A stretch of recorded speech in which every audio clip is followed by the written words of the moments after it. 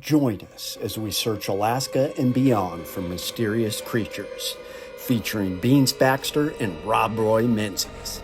This is the Alaska Bigfoot Studies.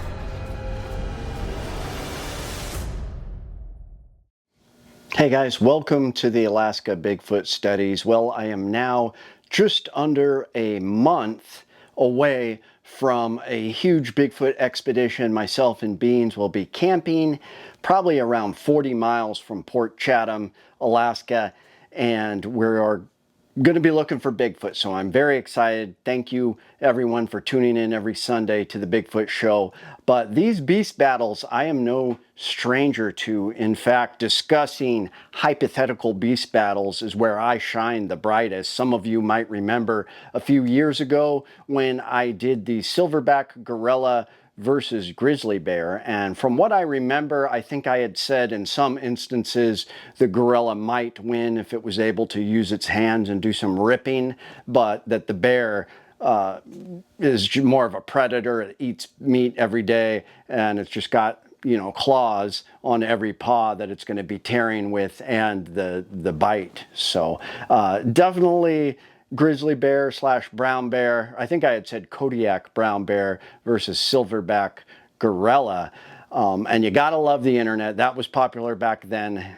Just in the last week or two, we now have the 100 men versus a gorilla or silverback gorilla. I think they mean a large male silverback gorilla, which is the biggest of the species, can get 450 pounds or more, versus 100 men. Now, what a great hypothetical fight. You got to set some parameters, though, because if the men would have no chance at all, if you had 100 men that were all soy boys, and, you know, each of them weighed about 115 pounds, and that, you know, they were just peeing their pants as the gorilla attacked, I mean, the gorilla would kill every one of those. However, if you had just a bunch of jacked out adrenaline junkie dudes and operators and dudes that weighed, you know, 240 pounds of solid muscle, and they were just like freaking out, ready to kill, yeah, a lot of them would die, but eventually they would overpower that gorilla with sheer force and numbers. I mean, there was a lot of arguments. Well, all of them could never get that close because the gorilla would just be, you know, tearing anyone apart who got close, and then it would scare the other ones. And it really fascinating. I really love it. But let's put a twist on it, shall we? Let's pit one medium-sized, average, not a small one, but one average-sized North American Sasquatch, North American Bigfoot, versus 100 men, not tiny little soy boys, but your average fit dude that's like 28, you know, over 6 feet tall, around 200 pounds, knows how to fight.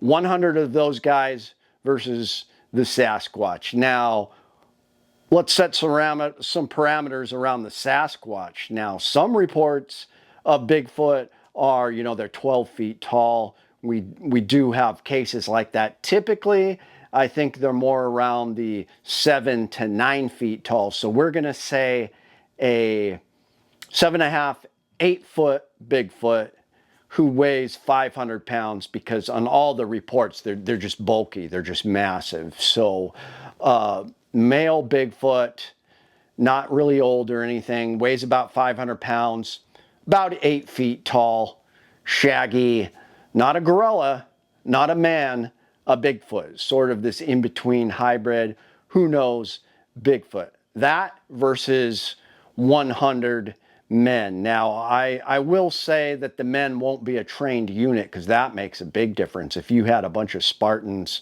you know, especially with spears, you know, 10 of them could kill the Bigfoot if they had shields and spears easily.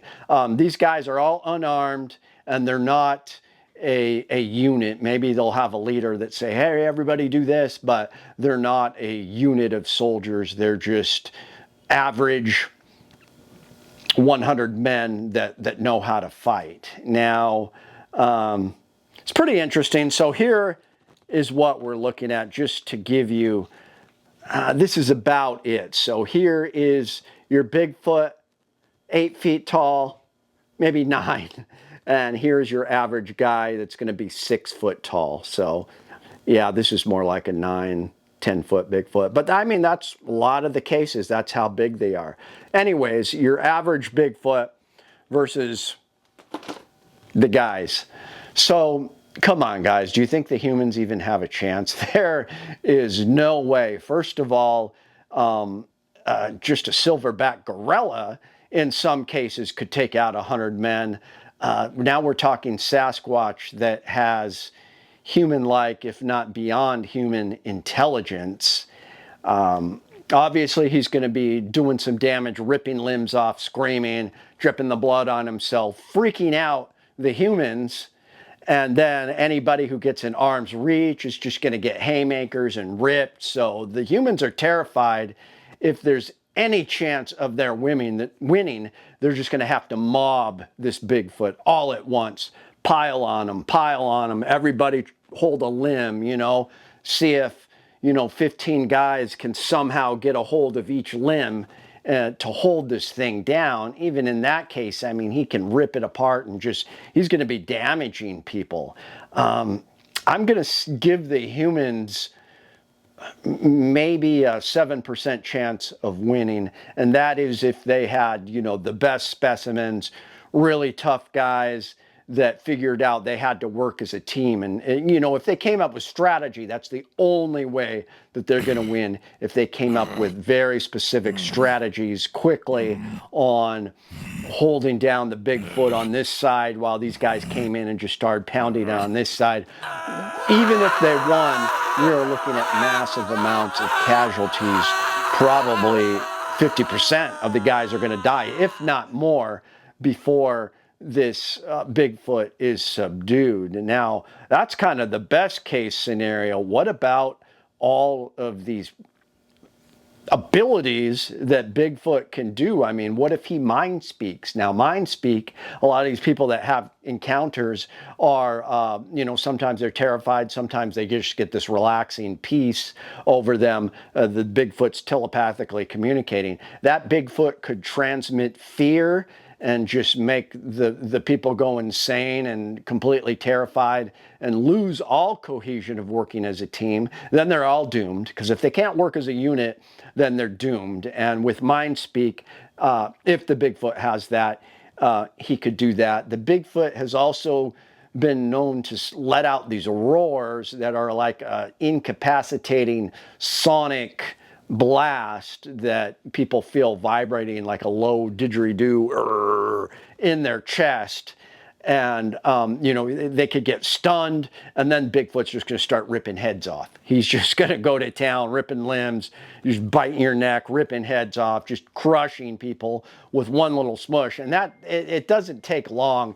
The Bigfoot is going to quickly start maiming people, because it's not going to take much energy or time for a Bigfoot to reach out, mangle with one little handhold, mangle this guy. That's all he needs to do, mangle. That man is now out of the fight. And after he, obviously a lot of guys are going to be terrified. That's going to be the big thing to overcome, is the men are going to have to look at people being dismembered and being, their partner having their head torn off, and still maintain their A game and their control and focus in order to get the job done. Now, your typical guy is not going to be able to do that. Hopefully there'll be a percentage of soldiers in this group of 100 men that could keep it together enough just to keep on the attack. Whereas, I don't know. It's hard to say. I mean, you could say that geography could have a play in it too. I mean, if you come from a country where the average male is, 5'4" or something, versus the average male being more like 5'11" or 6'2", obviously the little guys are just going to be decimated, right? They have no chance. Then it's going to be like, instead of this guy versus Bigfoot, you know, 100 of those guys, it's going to be 100 of these guys versus Bigfoot. Who do you think's going to win? I mean, that would be no contest. So it's got to be, you know, decently large men. And I really don't think that they could do it. The only way is if, you know, there was a percentage of well-trained people and they worked as a unit and came up with a strategy. Maybe one was a genius, not even military, and came up with a strategy. Okay, guys, we got to do this or we're all going to die. You see that guy with his head ripped off? That's going to be all of us. So that's the only way. Because otherwise, you know, Bigfoot. What if Bigfoot, we've got some stories where he goes into predator mode and he cloaks himself and then you can't see him. And that's going to make the terror even more because you're going to see this warped field and then some guy gets lifted up by his neck and his head pops off, blood everywhere, raining down on the other man. They're going to scream and run everywhere. So what's going to happen, you know, 7 times out of 10 is these guys are going to surround Bigfoot and he's just going to start reaching out, mangling. He's going to leap wherever he lands, is going to crush people, and he's just going to start reaching out. If he starts throwing his fists too, Bigfoot will do that punch. I mean, you got to think, you know, I did the Bigfoot versus grizzly bear one, and I did think that the Kodiak brown bear had a chance against Bigfoot, but that's a more even fight. But even then, when I was on Prince of Wales Island, you know, across the strait from Ketchikan, Alaska there, I interviewed an elder who said that he talked to an eyewitness on the island that saw Bigfoot, you know, come up to a brown bear. And they get big brown bears down there and just like grab it, crack its neck, and then just kind of throw it on its shoulder. We're talking like, you know, a bear that's probably 900 pounds. And this, you know, that must be a 12-foot tall Sasquatch. But that's what's going to happen. Sasquatch is just going to start mangling. If the Sasquatch is really smart, he'll just start leaping up and just smushing everyone like pumpkins and then just throwing stuff, ripping. And he's just going to just tear groups of men apart and then hunt each one down until all the men are killed. So there's no way 100 men are going to beat Bigfoot. I'm sorry. Let the arguments begin. Let me know what you guys think. Please share the video and subscribe. Really appreciate you guys. I'll have another Bigfoot video out next Sunday. And yeah, like I said, our expedition is coming up. Very excited about it. Hopefully it's not a violent Bigfoot like that. But where we're going, the Bigfoot are known to not be very pleasant to humans or anything really. So thanks for tuning in, guys. It's Chuke, your friend in the field.